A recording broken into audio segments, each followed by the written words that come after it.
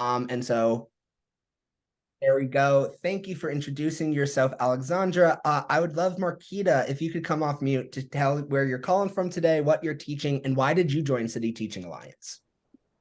Okay, hi everyone. Sorry I'm late. I was in the wrong Zoom link. Um, I am a teacher. I'm a resident for City Teaching Alliance. I have had a strong passion for teaching ever since I was 8 years old. And that's the path I followed.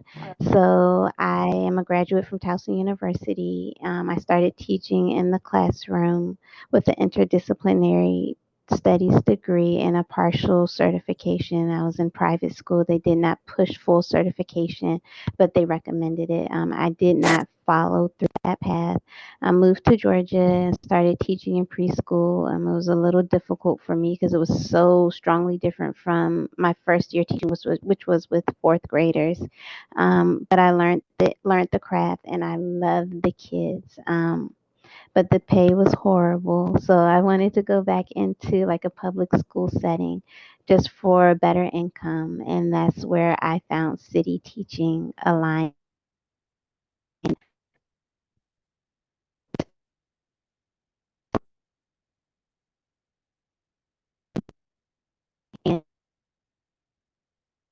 And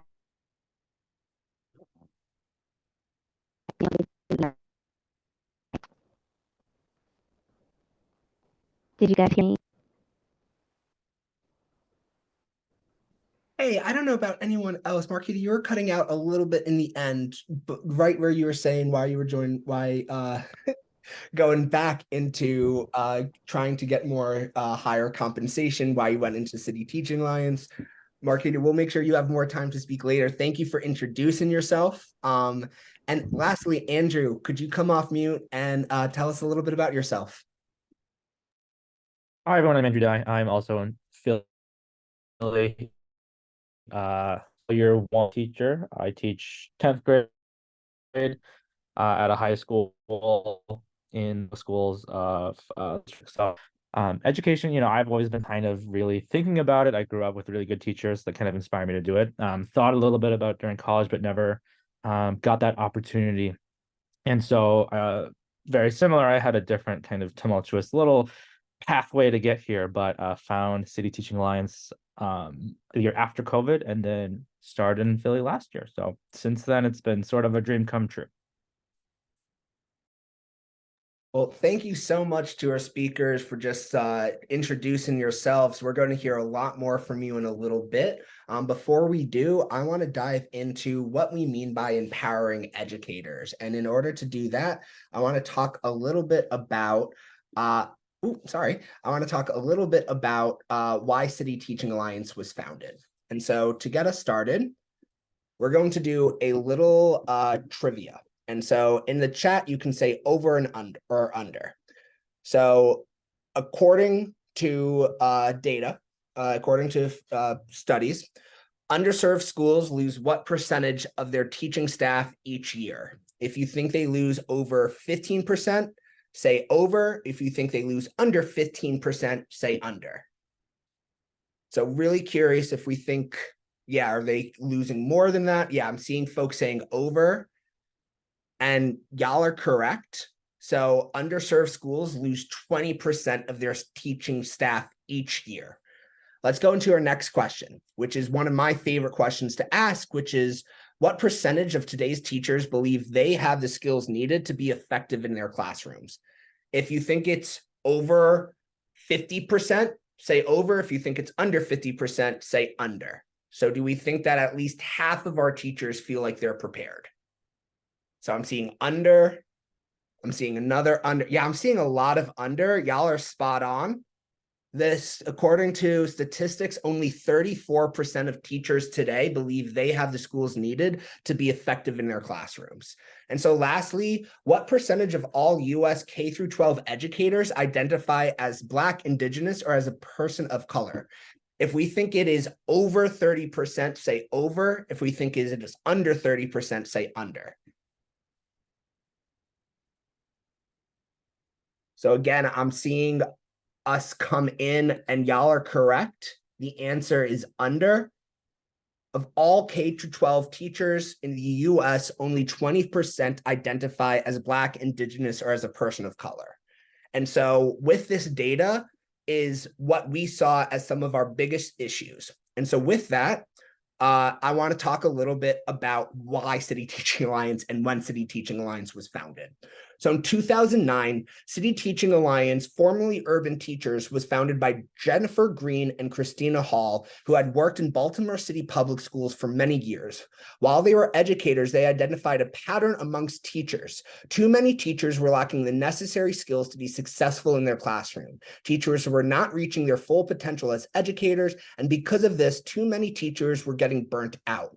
Both Green and Hall agreed that constant turnover of teachers contributed to school instability and prevented parents and students from forming lasting bonds with teachers, resulting in barriers to student achievement and to optimal performance.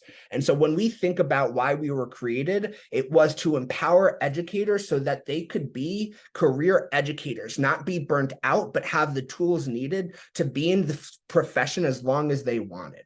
And so this is where we had the plan.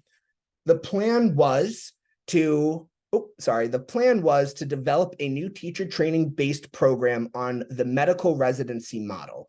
And so what I mean by that is they saw an opportunity to really make sure that we were learning firsthand from veteran educators. So Green and Hall saw the need in our communities and sought a solution that would benefit everyone involved. Their plan was to create a new kind of teaching training program. This program would allow us to recruit the most talented and motivated candidates, seek teachers who mirrored the demographics of the communities we're serving, and ultimately make sure that we are over preparing educators in order to be in front of our students. They executed this by receiving a startup grant in 2009 from New School Ventures Fund. They partnered with higher education institutions to offer participants a Master's of Arts. In 2010, we welcomed our first cohort of 39 residents split between two of the highest need districts in the nation, Baltimore and DC. Since then, City Teaching Alliance has welcomed more than 2,000 aspiring educators serving children in our regions in Baltimore, Dallas, Fort Worth, Washington, DC, and Philadelphia. And so when we think about transforming futures, as I said earlier, it's not just about transforming those who are going to educate and be in front of our students. It's about making sure that our students are in a position to have the best educators in front of them who will go above and beyond in terms of advocating for their needs. And in terms of getting here, let's look a little bit more in regards to where we are now and where we're going. And so the first thing I want to highlight is just some statistics about what we've done since 2010. Since we've launched, we have served over 351,000 students. And so that's either being a lead educator or a resident teacher in their classroom. Here's one of my favorite things that stands us apart. It's 85% of our alumni are still teaching or actively involved in education. And so we see retention was one of the biggest things that we wanted to address. And we're finding that many of our educators continue to support and address and try to address against systems of educational inequity. And so one last thing is we have been in over 346 schools, and that number is growing. We really want to continue being at schools where we're needed. But what does this look like to you? We talked about empowering educators. How are you going to be able to transform others' futures? It's through our 4-year model that we believe that we can help make you the most effective teacher possible. In year 1, you're a resident teacher, receiving a stipend, meaning you do not have your own classroom. Instead, you are paired with a teacher at a school we partner with, and you work alongside them as a student teacher. As I already mentioned, becoming an effective educator takes time and practice. So that's why we partner with you with a host teacher. You can work alongside them and really take the scaffolding and benchmarks it takes to be ready to be comfortable leading your own classroom. Then in the second year, you move from being a resident to a fellow. This means you are a teacher of record and you will use everything you've learned from your residency year and now apply it to your own classroom. To our speakers here, I'm sure this is sounding a little bit familiar. You're still in the graduate program. At the end of year 2, you will be able to finish your graduate degree from American University. And also your second year, you're going to be earning a full-time salary. In year 3, you're continuing to work as a full-time teacher. You're getting specialties within your degrees, and you're completely done with your degree from American University. And then we really want to think about what are your next steps. Many of our leaders stay in the classroom, but we want to make sure whatever your vision of impact looks like, you have a network of support around you to make it possible. And so one thing I want to point out is that you will have regular support and professional development from all your sites. And also you have 85 plus hours of coaching and support through the first 3 years of our program. Again, the communities we serve are Baltimore, Dallas, Philadelphia, and DC. And we believe that an investment in City Teaching Alliance is an investment in your future. What you give is our tuition is $45,000 subsidized over the first 2 years, but don't let that sticker shock get you. We really have a ton of federal, state, and grants and loans available to significantly reduce that cost. We have certification tests that we cover, and that we really want to make sure that you're giving your hard work and dedication for our students. What you get is your master's in teaching, 2-year teaching, your certification in special education in another subject of your choice. You'll also get $2,000 in relocation assistance and $1,000 in a signing bonus. And then we have a plethora of federal and state benefits available, including AmeriCorps and our Black Educator Initiative that significantly reduce the financial toll. And so I want us to go a little bit more and hear from the folks who are experiencing this program ourselves. And so right now, I'm going to just start with a few questions, and then I'm going to open this up to our group to ask questions as well. But I would love to start. Let's see, I'm just trying to think of what question I want to get us started with. And so I'm curious, Ashleen, if you could kick us off, how do you see your role in the classroom? Can you share a moment from a student you hope to always remember? Yeah, I definitely kind of have the view of my role in the classroom as being a facilitator. I don't really take the approach of, I guess, like me and the students. I want to be able to facilitate them to, kind of have their own conversations and like really prompts them to think critically. I think that's a very, very necessary skill. And I really want to facilitate them leading the classrooms and them leading the conversations. And so it kind of becomes them leading everything and then me kind of being a guide. That way as well, they can like really tap into that knowledge that they already possess. And I think it really ends up boosting their confidence in terms of their thoughts and opinions and their capabilities as well. In terms of and it like just a story I have. I know last year, I have many, but as a whole, I know last year, all of my students ended up making me a book as I was leaving my residency year. And they filled the book with a ton of little index cards with advice for me as I was going into my fellow year, or favorite memories they had with me. And there were a lot of drawings. I have a cat, and they all know about my cat, and so a lot of them, like, drew little pictures of her and stuff, and it was just really special to look back on, the year with them and to just sort of read through some of the memories they had with me, that, seemed maybe insignificant to me at the time, but was something that they ended up remembering the whole year and valued enough that they wanted to kind of memorialize it in this book to me. So yeah, that was really special and definitely something I'm gonna keep forever, I think. So Thank you so much for that, Ashleen. And I love the way that you see your role as a facilitator. And it sounds like almost you're empowering your students to take accountability with their own learning and with each other's growth and success, which is really cool. And also, that's so cute that they made you a book. Like, that's awesome. And like, what a special thing you can always have. And the smallest moments really can make such a tremendous difference in a child's like, it's wild what they keep on to. Even if you say something in passing, that can have such a profound effect. And so, Ashleen, thank you so much for that. Alexandra, I would love to ask, like, what are your biggest values and how does City Teaching Alliance let you live and lean into those values within this work?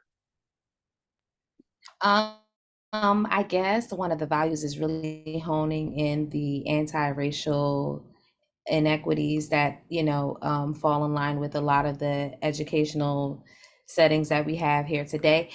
City Teaching Alliance definitely does a great job in disbarring those inequities. And in my classroom, a lot of the kids do look like me, and being placed and having the knowledge to kind of disband those system inequities has been one of the best things that I could have gotten. And while the students look like me, not knowing how to really navigate certain conversations with them, City Teaching Alliance definitely gives you the tools to kind of, have those conversations with them. And even though you may think that they're as young, and I have sixth graders now, being able to navigate those conversations because they do see the world in a different way than you do is one of the best tools to ever have, or I could have gotten from the program itself. It's just an eye opener to see that so many students or so many children have so much trauma, but they're still willing to learn, still willing to grow, and still willing to be, great people in society, and being a part of a program that values and really takes into consideration those values is just one of the best things you could get from a program like this. Thank you so much for that answer. And it's so true. It's something I remember from the classroom is just sometimes, especially because I was working with the kindergarten, first and second grade students, sometimes students are too young to even like process the trauma they're experiencing, and are still just like they show up and are so curious and eager to learn, and just being able to support. And one of the things I appreciate is we have a real emphasis on social emotional learning and what that looks like for our students. And speaking of students, Alex, I'm hoping you can also tell us a memory from a student that like stands out to you, or one that just makes you smile. There's so many. I guess, this the past school year, the last day of school, and my students, they really were really trying to see if we can do something with social media. So I went ahead and gave in, and I made a teacher TikTok, and they loved it so much. They taught me what to do with it, or how I should, play with it. This year, now that I'm back at the same school that I did my residency in, all the students in the school now know who I am, and they're like, "Oh, that's Miss Duffy. That's the one with the TikTok. She does all the cool TikToks." And so I think that that was like something that was just so cool, because I was able to relate to them, and they look at me, of course, with respect, but at the same time, they can see that I'm a human person. I'm not just someone that's going to talk at them, but someone that's just working with them to grow with them, just like that. So I really love that. Oh, that's awesome. I have never been on TikTok myself, but like I can imagine you're a star on the platform, and how lucky like for your students to be able to like engage that way, and something that honestly like just sounds so fun. So thank you for sharing that. Marquita, I was wondering, similar question I just asked, but like what are some of your biggest values and how do you live into them with City Teaching Alliance? Um, Hands down, my biggest value is my Christian faith.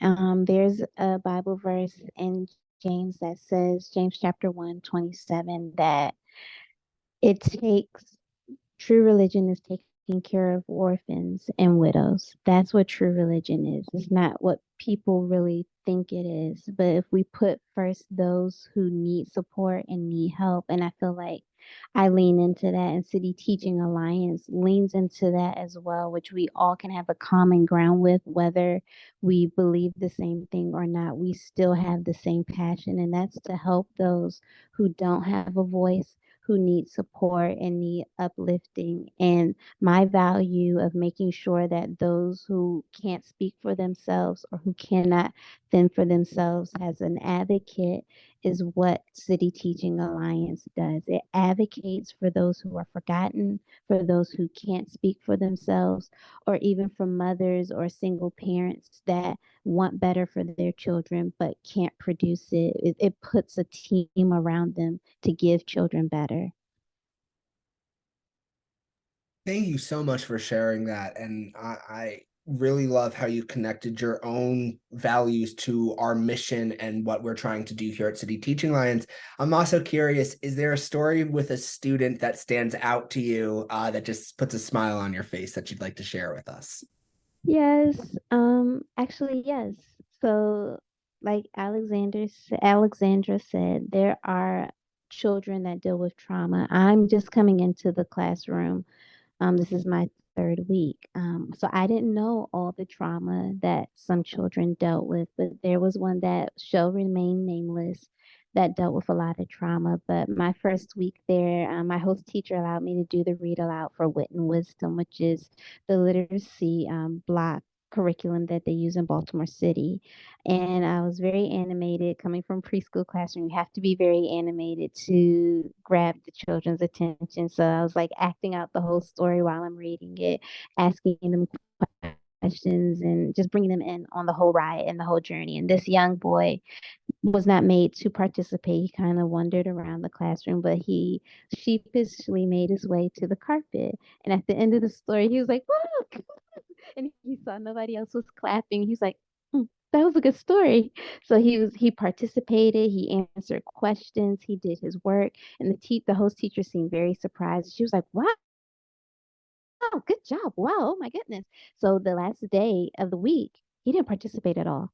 And I said, "I would like for you to come participate, or you might miss your fun Friday, because every Friday we have fun on Friday." And he went to him one more time and he beat his chest like this. And I said, "That doesn't make you a man. What makes you a man is doing some things you might not want to do and being responsible." When I said that, he stormed out of the classroom quietly. And the teacher pulled me to the side and said, "Okay, class, we're going to do this." And she started telling me about his trauma. And I was like, "Oh no, I wish I would have known about his trauma or I wouldn't have came." So abrasive. And it wasn't abrasive, but I would have been doing what she was doing, which is just let him do whatever he wants. But I felt like that was a disjustice to him because he's in an environment to learn. I wanted to push him to do that. So I went outside of the classroom to talk to him and I apologized. I said, "You don't have to do any work, but I see you as valuable and that's why I wanted to push you." And I said, "If you need a moment out here, that's fine." I didn't know he was behind me. He followed me in the classroom. He was like shadowing me right behind me. And I told the lead teacher, I said, "Okay, he's needs a moment, but he's coming." And she said, "Where is he?"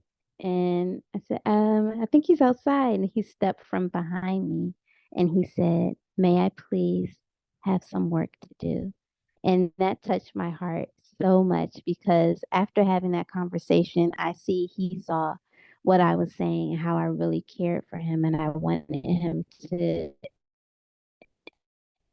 embrace the moments that he learned.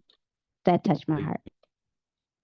Yeah, thank you for sharing that, Marquita. And what a cool, so much of this job, and I don't think we talk about it enough, is building relationships with our students. And that goes so much outside of academics too, but just knowing who they are as people and just showing up and being someone who cares, listens, supports, and although you might have not known everything going into it, the way you were able to like learn from that and also create like such a positive moment is just a really beautiful story. So really appreciate you sharing that. And Andrew, there's a similar question going around. So I'm curious with you, just what are some of your biggest values and how does City Teaching Alliance align to those?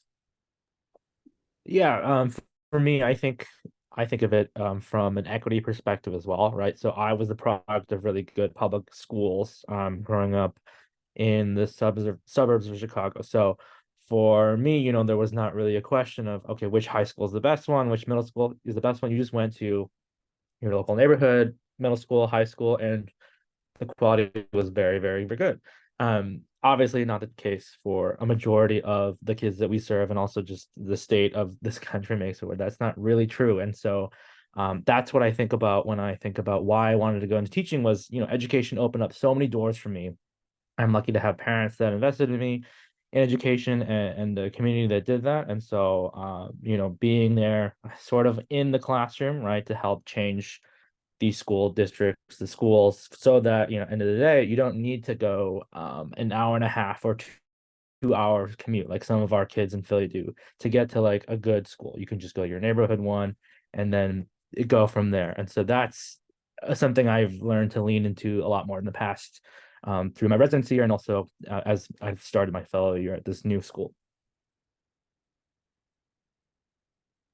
Andrew, thank you for that. And I definitely relate to what you shared in terms of like having access to like really great public schools and public school teachers myself, and wanting that to be the norm and the right for everyone, not the exception. And too often one's zip code is determining one's access. And so really being an educator on the front lines, addressing inequity and going above and beyond for students in your classroom is so pivotal. I'm thinking about your time in the classroom. I know you're in your fellow year now. What is a moment with a student that stands out to you? What's like a time or an interaction with a student that brings a smile to your face when you think about it? Yeah, I actually had one from today. I've got some from seventh grade from last year, seventh graders, but also this one today. So I'm at a new high school. Last year I was at a K-8, and we started at this high school, sort of an advisory, like a homeroom, basically. You've got like 10 to 13 um 10th graders that are some are new to the school, some were their ninth grade, and so we use about 30 minutes a day just to kind of talk to them about their goals and just get to know them. And today, I had one student who he's been very funny. He comes in, but he's always like, "I didn't get any sleep, Mr. Dye. I was wait up all night playing basketball or 2K and all this other stuff." And it's like, man, come on, let's, like you gotta get some more sleep. And somehow it kind of shifted to we have somebody who everybody calls grandma. She's out in the hallway. She's like the rock. Everybody knows her, everybody loves her. And this student was telling me, like, I don't really get that. She says that and I don't believe it. And I was like, why do you not feel like, that is genuine? And we had a conversation because he was saying, how can she love me if she doesn't know me? And that to me was like, oh my gosh, like I don't even know where to begin, because it's sort of this, it's just breaking down this idea of like, she can absolutely love you.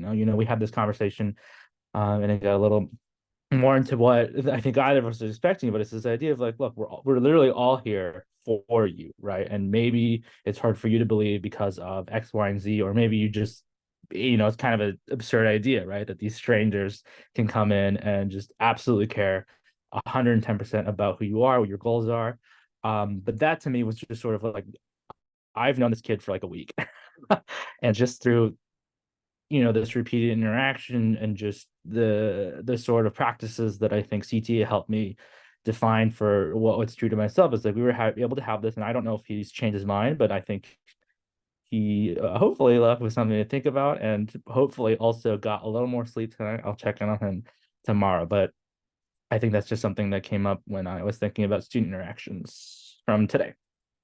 Well, Andrew, I was thinking like going back, but you got one right from today. And so I appreciate you sharing. And I think it just shows like really small interactions can be really like powerful, not just for students, but for ourselves too, as educators. And of course, I have a ton of questions for our speakers here, but I really want to open this up to other folks in attendance as well. And so feel free to come off mute or put into the chat any question you might have for some of our speakers here today. And I'll use classic teacher wait time to see if anyone has something that they want to ask.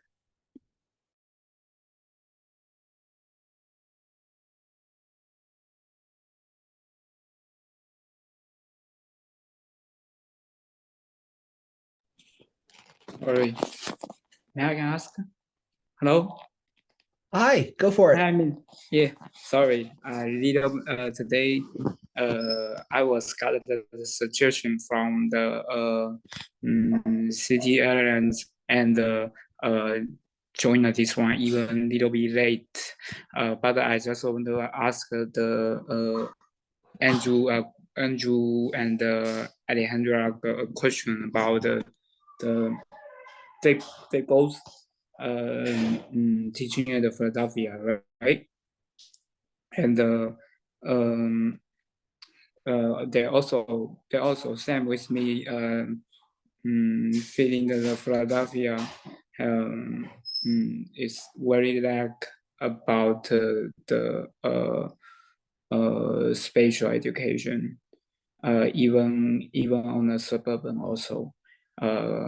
You can see my home, my currently living space. My living space is like a small department. The smaller department is based on the suburban. Around the suburban also heavy having the spatial educate. So in my mind, spatial educate is very department, very important, and the master got an investment from the NGO and the NPO and also government. I will find so I appreciate I think what you're getting at. I'm going to make sure that we can also have a meeting one-on-one for any questions you might have like logistically with our program, but also were you trying to get more at like what special education training looks like in Philadelphia? Yeah. Awesome. I'm wondering if one of our fellows or can speak to that. What was your experience with special education, and if you could kind of dive into that question a little bit more. Oh. I can jump in. Oh, unless one of you wanted to. Ah. So we with CTA, it is a like dual certification program. So we did and are currently taking special education courses. We took, off the top of my head, I can't really remember how many, but we took a few throughout our residency year. We're currently taking one during our fellowship year. They do, like here in Philadelphia, they do try to kind of give you like your school placement based on your preference. So if being in a special education classroom is something that you would prefer, our CTA directors here definitely try to work with our partner schools to do that. I know at least for me in my in my like actual coursework, it has been helpful. Although I am in like a general ed ELA class, we do have some of our students from our self-contained classrooms filter in, and so it's been really helpful for me just to have that background in special education, and then also too it's helpful for being accommodating or having accommodations for my students who have IEPs or 504 plans. So but yeah, that's definitely something that is an option, is to be in a special education classroom, if that's what at least from my understanding. Yeah, and then we do have the coursework that's pretty comprehensive. Thank you for that. I think that's totally and hang, I'll make sure to message you one off. If there's more questions around special education, I can make sure we connect about it. I do have a question. I have a question, by the way. Eric. Yeah, please. I don't even know if you can see my face. Either you can see a painting on my laptop or you can see my face. It's one or the other. But if you can't, I'm still going to ask a question. Now, as far as what you were stating pertaining to going for your master's program or assisting with the master's program on your end, I have my bachelor's degree from Buffalo State University and my associate in Trip. Now, as far as the cost, that does play a factor as far as me wanting to go further with my education. But if I had an alternative route to pursue, I don't know if this would be a question I should just ask like directly to you or send an email. But if I have my own alternative to pursue like my master's, an alternative route, the checks and balances as far as weighing the options, like would you even recommend an individual if they have an alternative to pursue their master's with their teaching certificate? Or as far as what you stated, it would be good to go along with the teaching alliance. Um, yeah, like you guys to assist with that as far as like weighing the options out. That's the question I have. Eric, I really appreciate that question. Before I open it up to our awesome speakers to answer that, I just kind of want to say from like my own experience, what I think really helps set us apart is that folks who come through our program are still staying in the classroom.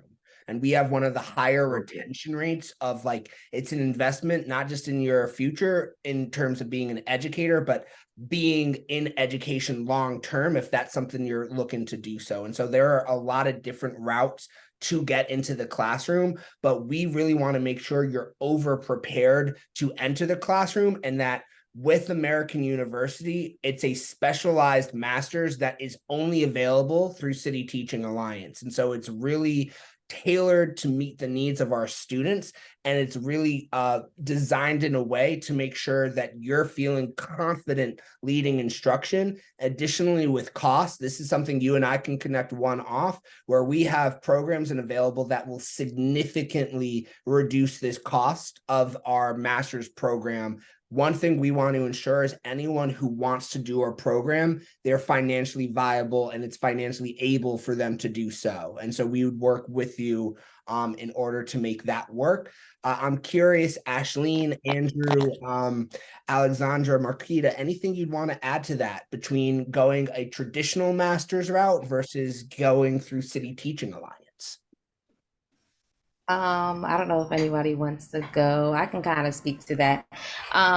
So I did have experience in starting a master's in another school where it was a traditional master's program, and it wasn't an educational master's program, but at the same time, I was working still in my field outside of education. So at the time, I was a foster care case manager doing social work, and with having a separate program, they don't really work with your schedule. You're kind of just running around trying to make things work.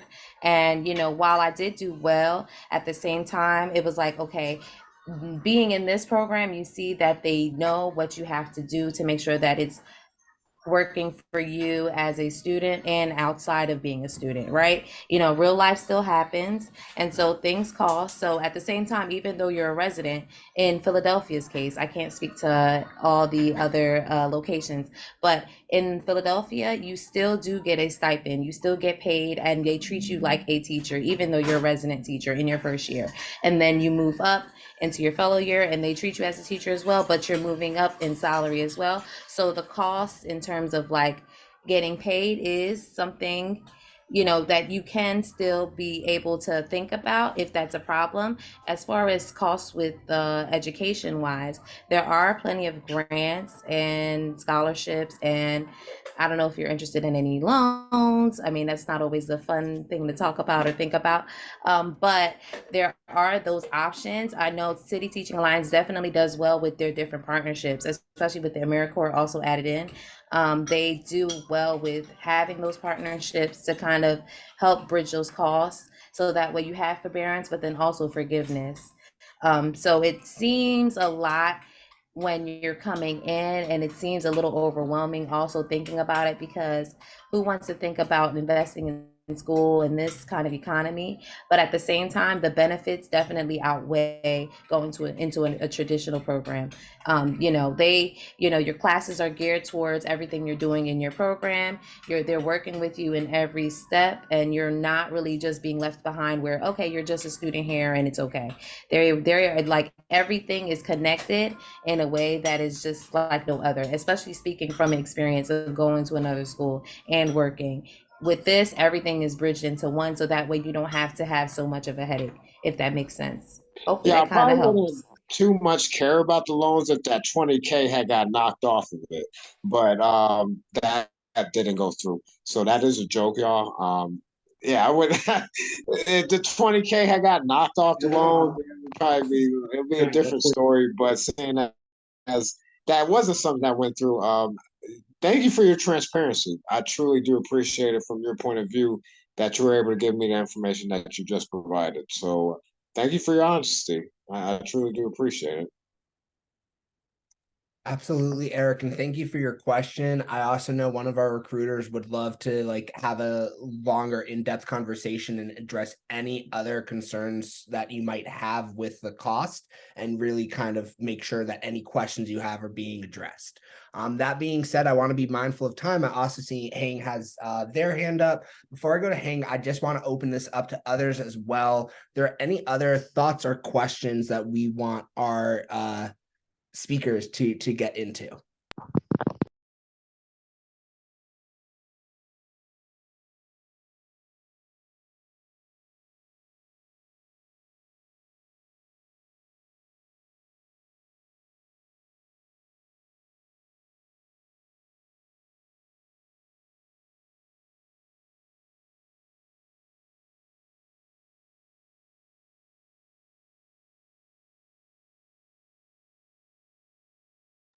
Okay, Hang, I see you have your hand up. Would love to hear your question.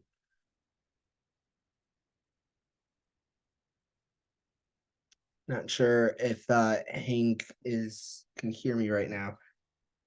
That is okay. You know what? I do have a question. I'd love, and we're running a little bit short on time, but when you're thinking about the phrase empowering educators, transforming futures, what does that mean to you? And Andrew, I'd love if you could start that for us.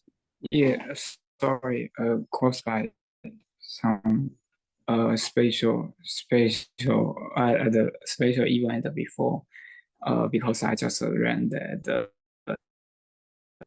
apartment. I want to say cannot meet in the original spaces. So right now that these spaces. So All right, Hang, I'm gonna make sure we have time to connect. But yes, Ashleen, Alexandra, sorry, Andrew, could you start? What does the phrase empowering educators, transforming futures, like, what does that mean to you? Yeah, I think it's I mean, it says educators, but I think of the students first, right? I think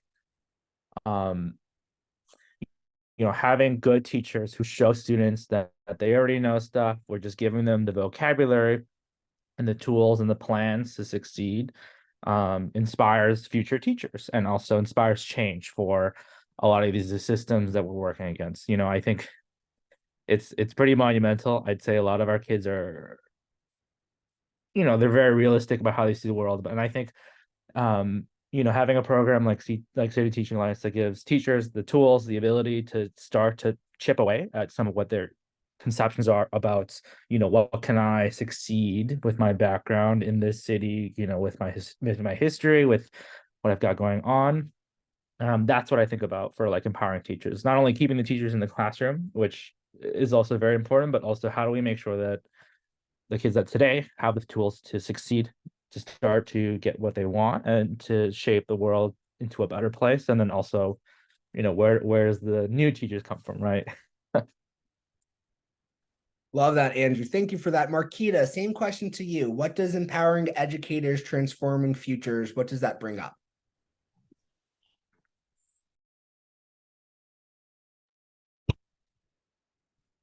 I feel as though when we as educators are empowered, we can give our best to students. And I do believe that City Teaching Alliance does make sure they empower educators. They empower us by educating us. They empower us by giving the tools we need to figure out or navigate this new system of the classroom ethics and cultural support systems that happen all in the classroom. It's like a whole ecosystem of itself. City Teaching Alliance gives the support just by the module of the first year, the second year, third and fourth year.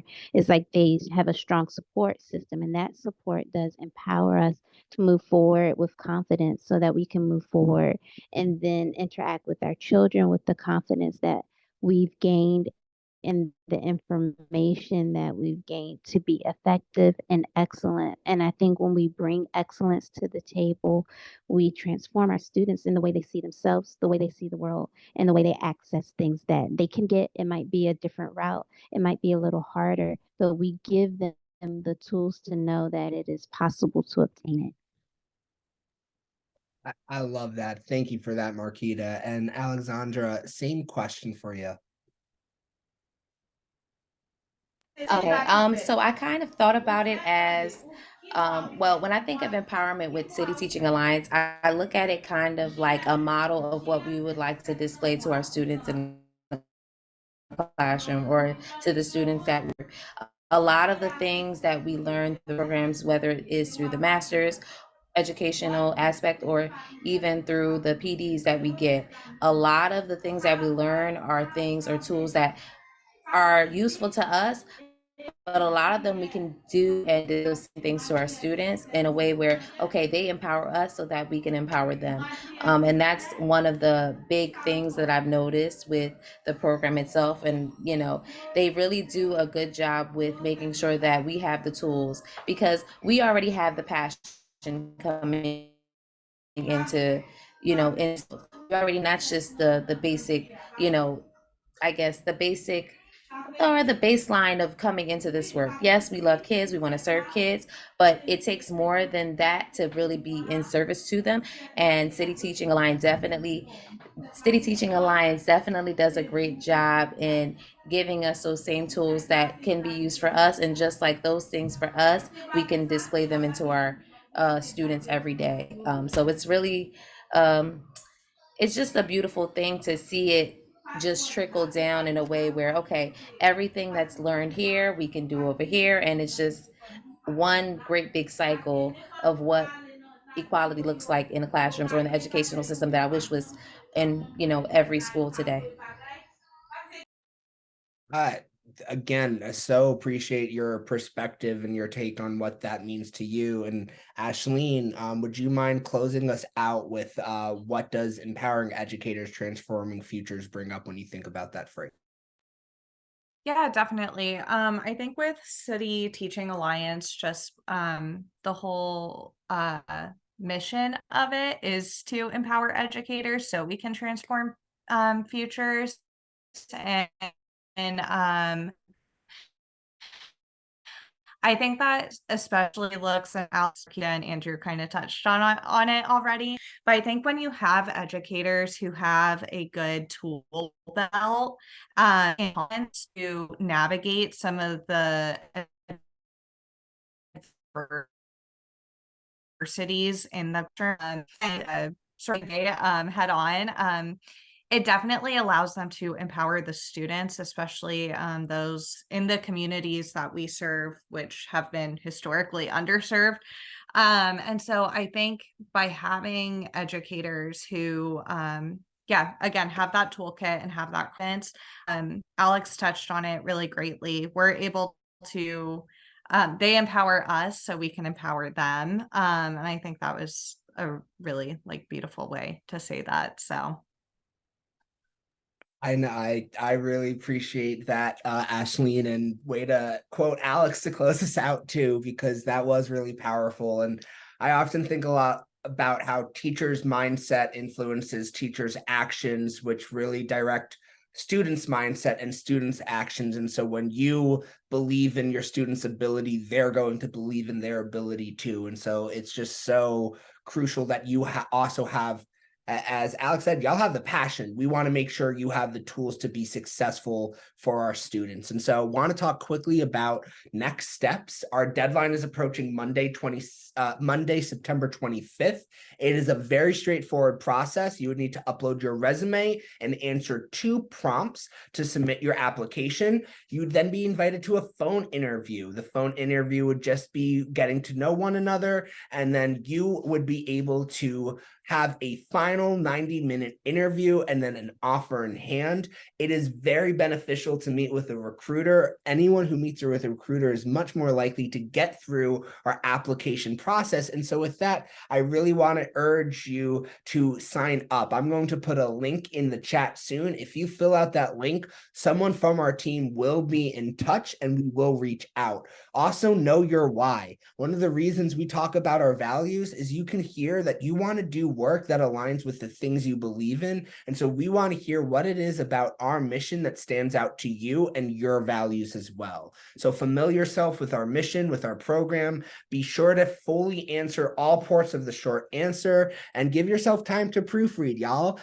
Can't stress that enough. And so before we close out, just really want to thank you all for being here. A really big shout out to our speakers, Alexandra, Ashleen, Marquita, and Andrew. Just so grateful for your perspectives, so grateful and appreciative for the work you're doing each and every day for our students in the classroom.